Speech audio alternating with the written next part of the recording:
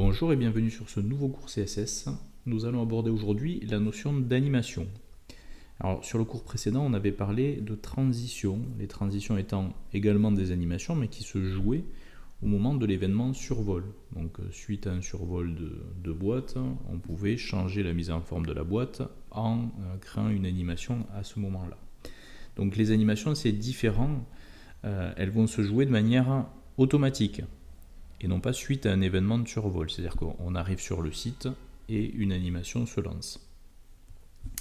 Alors ce qu'on va essayer de mettre en place, donc ceci étant en réalité l'écran, donc la page du navigateur, on va essayer de mettre en place un système où on aurait une espèce de petite balle qui au départ se trouverait à l'extérieur de l'écran, et l'animation va consister à faire se déplacer la balle de manière à ce qu'elle passe de l'autre côté de l'écran et que ça se joue en boucle. Donc voilà le genre de petit anime que l'on va tester. Alors déjà la première des choses, c'est créer cet élément là. Alors nous on va partir d'une boîte. Une boîte pour laquelle nous allons arrondir les angles de manière à ce que ça devienne un cercle. Ensuite, dans un second temps, cette boîte, nous allons la positionner de manière à ce qu'elle soit ici en bas, à l'extérieur de l'écran. Donc on la positionnera de manière fixe, avec un bottom, non pas 0, parce que si j'avais un bottom 0, j'aurais la boule en bas de l'écran, mais un bottom négatif pour la faire ressortir de l'écran. Et même exactement, ce bottom sera négatif de la valeur de la hauteur de la boîte. Si la boîte fait 100 pixels, ça veut dire que le bottom sera de moins 100 pour que la boîte soit à l'extérieur. Et puis l'animation fera en sorte de redéfinir cette valeur bottom pour l'amener à une valeur positive qui fera sortir la boîte de l'écran. Donc, ce que j'ai commencé à faire, c'est créer donc un fichier HTML, avec à l'intérieur une boîte, div, identifiée comme étant la boîte. Cette boîte, en CSS, je lui ai donné une largeur et hauteur identique de 100 pixels, une couleur de fond bleu, et donc j'ai dit, je positionne cette boîte de manière fixe. Effectivement à moins 100 pixels, c'est-à-dire moins la hauteur en fait, de manière à ce que cette boîte sorte de l'écran par le bas, et à 50 pixels de la droite. Alors, regardez, si je mets un bottom 0, vous allez voir apparaître à ce moment-là la boîte, elle est ici. Donc pour le moment elle est carrée. Alors si je veux faire en sorte que les angles soient arrondis, à ce moment-là je peux utiliser une propriété CSS3 qui est la propriété border radius, et en précisant donc une valeur d'arrondi. Donc si je mets 20 pixels d'arrondi, vous avez 20 pixels d'arrondi sur la boîte. Donc il suffit que je mette une valeur beaucoup plus importante, par exemple au moins 50 pixels, c'est-à-dire la moitié de la largeur de la boîte, pour avoir à ce moment-là un cercle. Et donc je vais faire disparaître le cercle en le repositionnant à moins 100 pixels. Donc il n'apparaît plus. Donc comment créer cette animation qui va nous permettre donc de faire se déplacer la boîte? Alors les animations, elles se créent en haut de la feuille de style, mais après la définition des marges 0. Et pour créer une animation, on utilise un mot-clé en CSS qui est arrobase, le hat, suivi de keyframes qui signifie image clé. Donc ça c'est le mot qui permet de mettre en place des fonctions d'animation. Suite à ça, vous allez mettre un espace et vous allez nommer votre animation. Donc moi je vais l'appeler déplacement cercle. Attention, pas d'espace, pas d'accent, pas de caractères spéciaux dans le nom que vous donnez à vos fonctions d'animation. Donc là, on est en train de définir cette animation, cette fonction d'animation. Alors entre accolades, on va retrouver non pas directement des propriétés CSS, mais le déroulé en termes de temps de l'animation déplacement cercle. C'est-à-dire qu'il faut préciser d'où part le cercle en début d'animation du coup, et jusqu'où il va en fin d'animation. Donc vous avez deux solutions pour ça. Vous pouvez utiliser les termes from, donc d'où ça part, et to, jusqu'où ça va. From c'est le début, to c'est la fin de l'animation. Comme vous pouvez aussi utiliser 0% et 100%. Donc 0% correspond au début de l'animation et 100% à la fin de l'animation. Et le fait d'utiliser des pourcentages, ça vous permet du coup aussi d'avoir des étapes intermédiaires dans votre animation. Donc par exemple, on pourrait dire au début, le cercle il est en dehors de l'écran, à 50% il est au milieu de l'écran mais il est parti à gauche, et à 100% il est en haut de l'écran mais il est revenu à droite. Donc une étape supplémentaire. On va s'en tenir pour le moment au 0% début de l'animation et 100% fin de l'animation. Alors justement, début de l'animation, quel va être l'état de notre boîte? Où va-t-elle se trouver? Elle va se trouver en bottom, moins 100 pixels. Et à 100% de l'animation, une fois l'animation terminée, elle se retrouvera en bottom. Et là, question, quelle sera la valeur du bottom? Il faudrait connaître la hauteur de la fenêtre de manière à mettre une valeur plus importante que la hauteur de la fenêtre. Et le problème, c'est que la hauteur de la fenêtre, elle va varier en fonction de l'écran qui visualise la page. Donc, on peut utiliser, plutôt qu'une valeur en pixels, une valeur en pourcentage.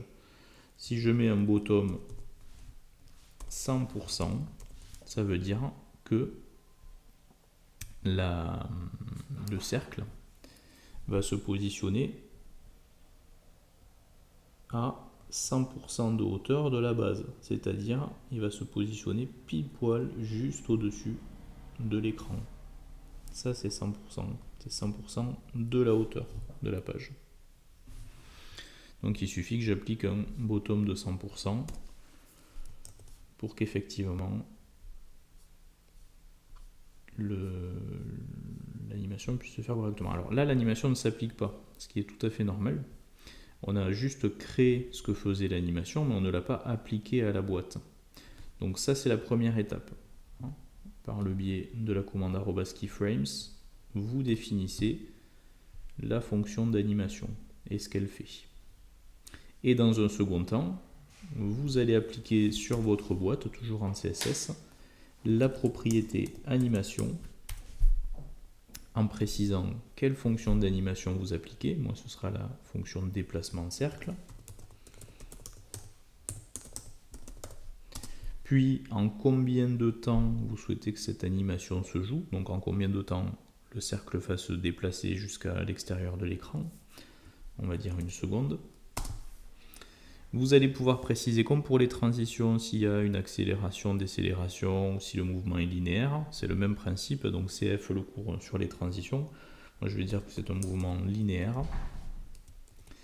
Et vous pouvez ensuite préciser également infinite, si vous souhaitez que l'animation se joue en boucle de manière infinie. Et là, si on visualise ce que ça donne, effectivement, alors tenez pas compte là de cette ellipse, c'est dû au fait que tout simplement brackets met en surbrillance les éléments sur lesquels on se trouve dans le code, donc il ne suit pas l'animation, donc faites comme si ça n'était pas présent, ça ne sera pas présent au final. Donc, effectivement, on se rend compte que on a un déplacement du cercle qui se joue en boucle parce qu'on a utilisé donc le infinite. Hop. Alors, si à la place d'infinite, vous mettez par exemple une valeur 4 sans unité, à ce moment-là, ça signifie. Alors, hop. Je reviens sur la page pour relancer l'aperçu. ça signifie que cette animation va se jouer 1, 2, 3, 4 fois, puis s'arrêter. Donc à la place d'infinite, vous pourriez, au niveau de la propriété animation, fixer le nombre de boucles que va effectuer cette animation.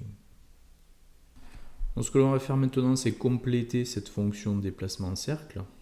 Donc on a une étape à 0, une étape à 100. On va tout simplement rajouter une étape intermédiaire, on va dire au milieu de la durée de l'animation, à 50%. Et on va faire se déplacer en plus le cercle horizontalement. Donc on va dire à la moitié de la durée de l'animation, le cercle il sera effectivement dans un bottom du coup intermédiaire entre le 0% et le 100%, et également il aura un right, on va dire, qui sera un peu plus décalé par rapport à ce qu'il était, c'est-à-dire à 200 pixels par exemple. Donc ça veut dire,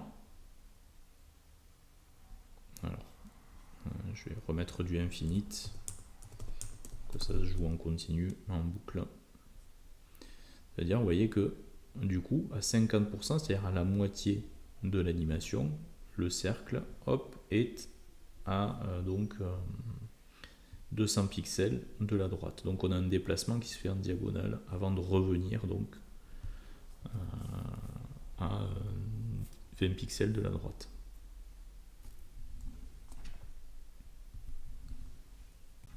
À 50 pixels de la droite, pardon.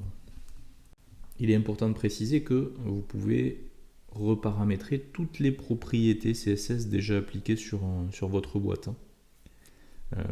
Donc on verra bientôt la notion de transformation pour appliquer par exemple des rotations sur des éléments. Vous pourrez très bien du coup faire tourner une boîte de manière infinie, avec une image peut-être même en arrière-plan de la boîte, pour du coup avoir quelque chose d'assez intéressant en termes d'animation. Alors un exemple, j'espère que vous allez arriver à voir cette anime.